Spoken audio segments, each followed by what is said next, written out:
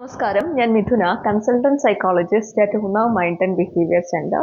നമ്മൾ ഇന്ന് സംസാരിക്കാൻ പോകുന്ന വിഷയം റിലാക്സേഷൻ ടെക്നിക്സിനെ കുറിച്ചിട്ടാണ്. റിലാക്സേഷൻ ടെക്നിക്സ് എന്ന് പറയുന്നത് ദീസ് ആർ സം മെത്തേഡ്സ് നമ്മളുടെ സ്ട്രെസ്സും ആൻസൈറ്റിയും ഒക്കെ കുറയ്ക്കാനായിട്ട് ഹെൽപ്പ് ചെയ്യുന്ന കുറച്ച് മെത്തേഡ്സ്, അതായത് മൈൻഡിനെ റിലാക്സ് ചെയ്യിപ്പിക്കുന്ന, കാം ആക്കുന്ന കുറച്ച് മെത്തേഡ്സ് ആണ് റിലാക്സേഷൻ ടെക്നിക്സിൽ വരുന്നത്.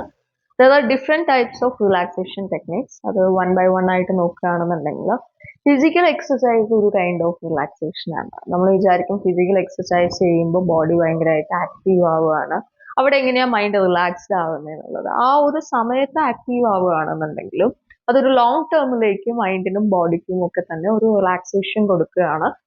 ഏത് കൈൻഡ് ഓഫ് ഫിസിക്കൽ ആക്ടിവിറ്റി ആണെന്നുണ്ടെങ്കിലും. ഫിസിക്കൽ എക്സസൈസ് എന്ന് പറയുമ്പോൾ നമ്മുടെ മൈൻഡിലേക്ക് പെട്ടെന്ന് വരുന്ന ജിമ്മും വർക്കൗട്ടും അത് തന്നെ ആവണം എന്നില്ല. ഏത് കൈൻഡ് ഓഫ് ഗെയിംസ്, ഇപ്പോൾ ഫുട്ബോൾ ആണെങ്കിലും ക്രിക്കറ്റ് ആണെങ്കിലും വോളിബോൾ, ബാസ്കറ്റ്ബോൾ, അവിടെ എന്ന് പറയുമ്പോൾ കുറച്ചുകൂടെ ആ ഒരു കോർഡിനേഷനും സ്ട്രെങ്തൻ ആവും, നമ്മൾ ഒരു ഗ്രൂപ്പ് ആക്ടിവിറ്റി ആയതുകൊണ്ട് തന്നെ. അതേപോലെ ഈവൻ ചെറിയ ജെന്റിൽ ആയിട്ടുള്ള ഫ്ലെക്സിബിൾ ആയിട്ടുള്ള എക്സസൈസസ് ആണെന്നുണ്ടെങ്കിലും ഒരു ഹൈ ലെവലിൽ ഒരു ഹൈ ഇന്റൻസിറ്റി ഇന്റർവൽ ട്രെയിനിങ് പോലത്തെ പുഷപ്പ് എടുക്കുന്നത്, ബർപ്പീസ്, സ്ക്വാഡ്സ് അങ്ങനത്തെ ആണെന്നുണ്ടെങ്കിലും ഒക്കെ തന്നെ അതൊരു രീതിയിലുള്ള ഒരു മെന്റൽ റിലാക്സേഷൻ ആണ്. ഇപ്പോൾ നമ്മൾ ട്രക്കിങ്ങിന് പോകുന്നതും റോക്ക് ക്ലൈംബിങ് കാര്യങ്ങളൊക്കെ തന്നെ അത് റിലാക്സേഷനിൽ വരുന്ന ഒരു ടൈപ്പാണ്. അത് ഓരോരുത്തരുടെയും ഇഷ്ടാനുസരണം അവരുടെ ഇൻട്രസ്റ്റ് അനുസരിച്ചിരിക്കും അവർ ചൂസ് ചെയ്യുന്ന ആക്ടിവിറ്റീസ് എന്ന് പറയുന്നത്.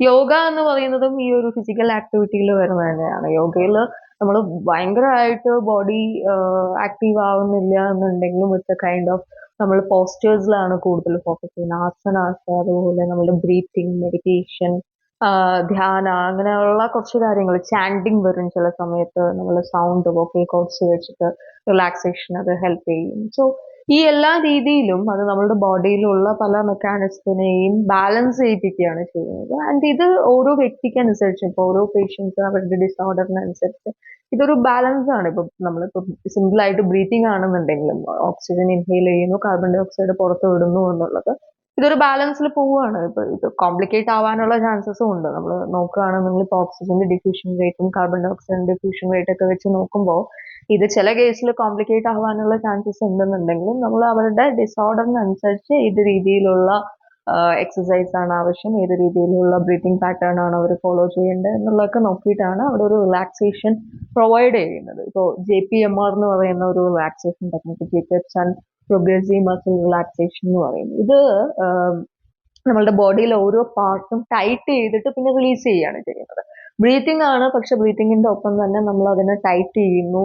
അതായത് ഓരോ ഇപ്പോൾ ഫേഷ്യൽ മസിൽസ് ആണെന്നുണ്ടെങ്കിലും കണ്ണ്, ഐബ്രോസ്, ചീക്ക്, അതുപോലെ കൈകള്, എൽബോ, കാല്, വിരലുകൾ, അങ്ങനെ ഓരോ ഭാഗങ്ങളും അബ്ഡോമനൊക്കെ തന്നെ ടൈറ്റ് ചെയ്യുന്നു. എന്നിട്ട് പതുക്കെ അവിടെ നമ്മൾ ടൈറ്റ് ചെയ്യുന്നതിനനുസരിച്ച് ഇൻഹെയിൽ ചെയ്യുന്നു, എന്നിട്ട് റിലീസ് ചെയ്യുന്നതിനനുസരിച്ച് അതായത് ബ്രീത്ത് എക്സേൽ ചെയ്യുന്നതിന് ആ സമയത്ത് റിലീസ് ചെയ്യുന്നു എന്നുള്ളൊരു ടെക്നിക്കാണ് അതിലൊക്കെ യൂസ് ചെയ്യുന്നത്.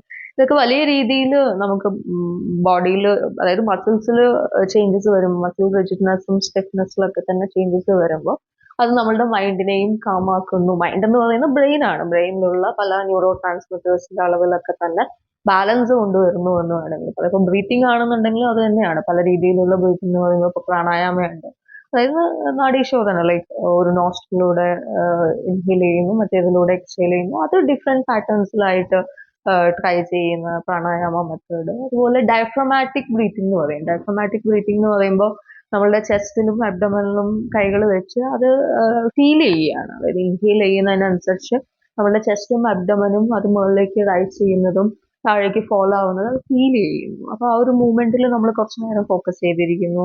അതേപോലെ വേറൊരു ടൈപ്പ് ഓഫ് ബ്രീത്തിങ് ആണ് സ്ക്വയർ ബ്രീത്തിങ് എന്ന് പറയും. സ്ക്വയർ ബ്രീത്തിങ് എന്ന് പറയുമ്പോൾ സ്ക്വയർ പോലെ, ലൈക്ക് ഒരേ ടൈം ഓഫ് ഇൻഹലേഷൻ ആൻഡ് ഇപ്പോൾ ഒരു 4 സെക്കൻഡ്സ് ആണ്, 4 സെക്കൻഡ്സ് ഇൻഹെയിൽ ചെയ്യുന്നു, 4 സെക്കൻഡ്സ് പോസ് ചെയ്യുന്നു, 4 സെക്കൻഡ്സ് എക്സേൽ ചെയ്യുന്നു. അങ്ങനെ അത് ആ ഒരു പാറ്റേൺ മെയിൻറ്റെയിൻ ചെയ്തു പോകുന്നതാണ്.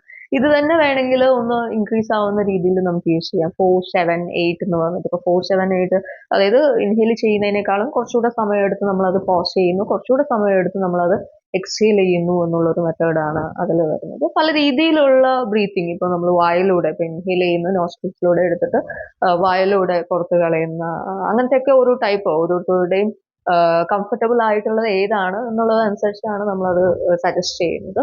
മാത്രമല്ല റിലാക്സേഷൻ ടെക്നിക്സ് നോക്കുമ്പോൾ there are different other types too. ഇപ്പോൾ ഹൈഡ്രോതെറാപ്പി എന്ന് പറയുന്നത് ഒന്നുമില്ല, വെള്ളമാണ്. വെള്ളത്തിൽ അതായത് ടെമ്പറേച്ചറിൽ ചേഞ്ച് വരുമ്പോൾ അത് നമ്മളുടെ മൈൻഡിനെ കാമാക്കുന്നു എന്നുള്ളതാണ്. അതായത് വാം വാട്ടർ ബാത്ത് ഉണ്ട്, ഐസ് ബാത്ത് ഉണ്ട്.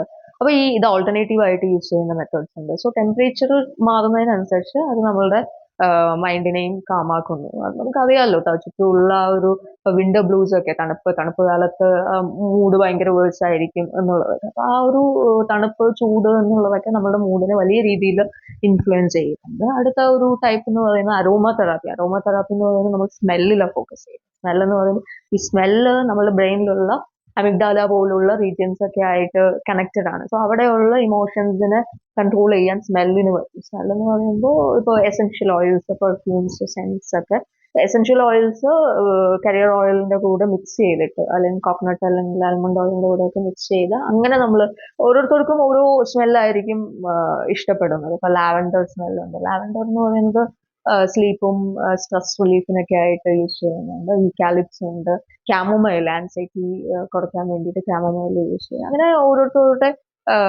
എന്താണ് അവരുടെ പ്രശ്നം എന്നുള്ളതിനനുസരിച്ചാണ് നമ്മൾ സ്മെല്ല് സജസ്റ്റ് ചെയ്യുന്നത്. അത് പല രീതിയിൽ എടുക്കുന്നവരുണ്ട്. ചിലവർ അതൊരു ഡിഫ്യൂസ് ചെയ്യുന്ന രീതിയിലായിരിക്കും, അല്ലെങ്കിൽ അതിന്റെ ഫ്രാഗ്രൻസ് എടുക്കുന്നു, അല്ലെങ്കിൽ ഇൻഹീൽ ചെയ്യും, അല്ലെങ്കിൽ സ്കിന്നിലൊക്കെ അപ്ലൈ ചെയ്യും, അല്ലെങ്കിൽ ഇപ്പോൾ കുളിക്കുന്നതിലൊക്കെ വെള്ളത്തിൽ ആഡ് ചെയ്ത് അങ്ങനെ ചെയ്യുന്നവരും ഉണ്ട്. വേറൊരു ടൈപ്പ് ഓഫ് റിലാക്സേഷൻ മെത്തേഡ് എന്ന് പറയുന്നത് ആർട്ട് തെറാപ്പിയിൽ വരുന്നത്. ആർട്ട് എന്ന് പറയുന്നത് തന്നെ നമുക്ക് ഇപ്പോൾ ഈവൻ നമുക്ക് വലിയ കഴിവൊന്നും ഇല്ലെങ്കിൽ കൂടെ തന്നെ ആർട്ട് ചെയ്യുമ്പോഴും മൈൻഡ് അവിടെ റിലാക്സ്ഡ് ആവുന്നു എന്നാണ് പല സ്റ്റഡീസും സൂചിപ്പിച്ചിട്ടുള്ളത്. ആർട്ട് എന്ന് പറയുമ്പോൾ ഇപ്പോൾ മണ്ടാല ആർട്ടിലൊക്കെ ചെറിയ ചെറിയ ഫിഗേഴ്സ് ആൻഡ് ഷേപ്സ് ഇതിൽ ഫോക്കസ് ചെയ്യണം. അപ്പൊ ചെറിയ ഫിഗറിൽ നമ്മൾ